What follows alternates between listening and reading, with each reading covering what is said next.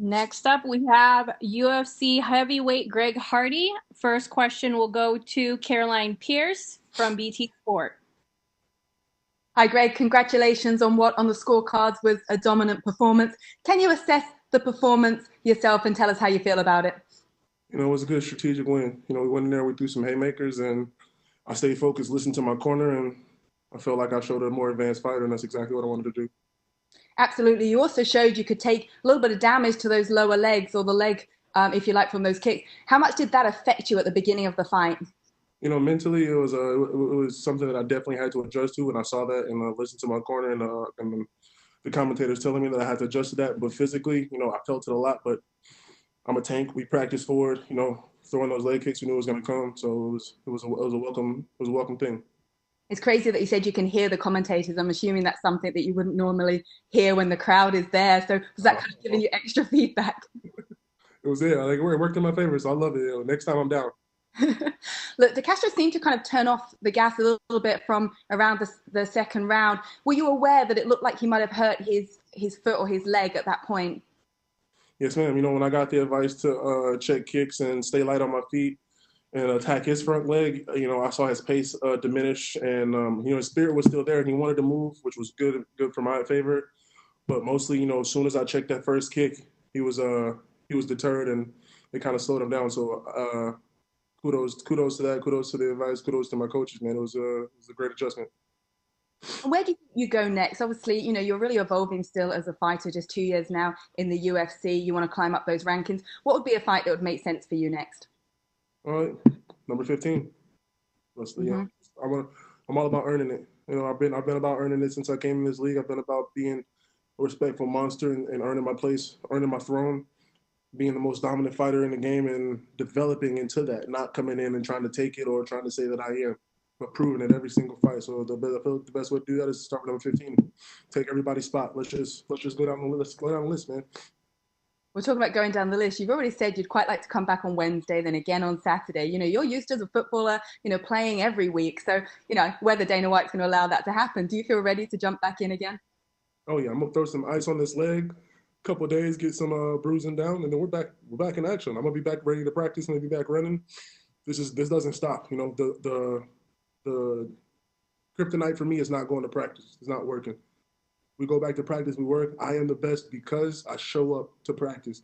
I show up and I grind, and that's what we're gonna do. Get better every single day. We need to fight. And we've talked about obviously there being no crowd, but has the kind of practice backstage been different? It's obviously it's a little while since for us to get to talk to you now after you come out of the cage. We know you go to medical and pick up your check, that kind of thing. But has the procedure afterwards been a little bit different? Any testing when you come out of the cage? Yeah, it's crazy. You don't get even you don't even go back to your locker room, and that's how. Excuse me. That's how it's kind of been this whole trip. It's been off the wall. It's been the amazing UFC staff just taking it as it goes and battling against COVID and keeping us as safe as possible, man. And it's been a circus, but it's been a well put together one after another circus, and you just had to roll with the punches, man. And I think this was the perfect card to do it. We had a lot of professionals and we had a lot of craziness, and we made it work. Well, congratulations on your performance tonight. Hope you have a well-deserved celebration. Thank you so much. Next, we have Danny Seguro from USA Today and MMA Junkie.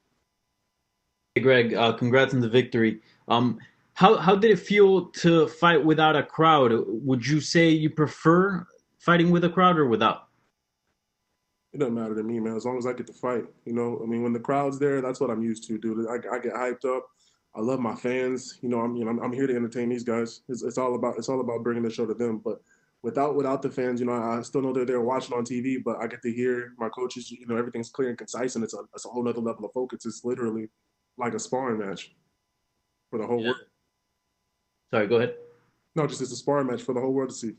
Yeah, so you have no preference really. It's kind of, I mean, like Either way, I just want to either fight. way it works for you. And about like the training camp, you mentioned something very interesting early in the week. Like you were driving back and forth to Florida, and you kind of did your camp in back in your home and Florida. Well, yeah, I mean, when the UFC calls, when Dana White calls, I'm gonna say, yeah, I got his back. So I accepted the first one, and got canceled. So I drove home, and it was looking like it wasn't gonna happen. And we called it back on, so I drove back to camp, and call it off again. You know, like I said before in the interview, it was a pleasure and an honor to be considered for those cards anyways, because, you know, I'm a 1-year guy, but got called back again. So I took the 19 hours again, man. You know, I'll go back as many times as possible, but I didn't really want to fly because of my asthma. It's upper respiratory. So I stayed on the road, man, and put those hours in.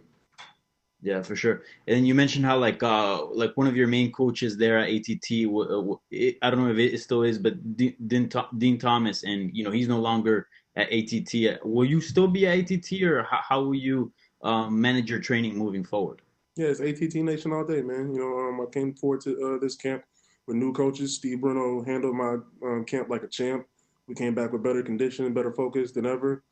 Michael Saltos, assistant coach, was here. Training partner was amazing. Conan Silva, it was a grade A team. You know, they adjusted like a number one gym would, the number one gym in the world would, and I had to do my adjustment, man. And I think the bond between us is gonna thicken, and we're gonna come back with even more adjustments. You know, Greg Hardy is gonna be in a more advanced fighter next fight, and sky's the limit, guys. Nothing's changed.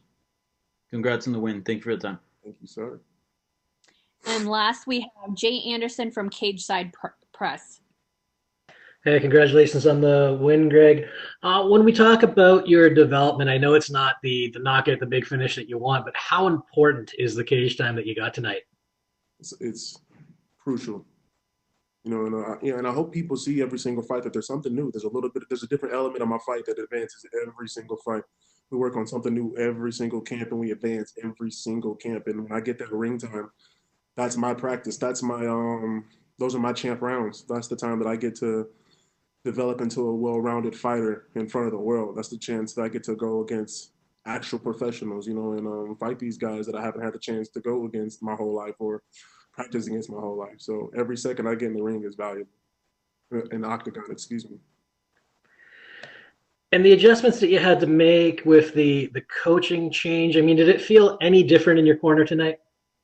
In my corner, no. You know, I'm used to adjusting on the fly, man. In the NFL, players come and go, coaches come and go, but it's about adjusting and understanding that they wouldn't give you somebody that's not the best, and that's the same at the American Top Team. You know, they gave me the best. They gave me the guys that get the job done. I adjusted and we conquered, plain and simple.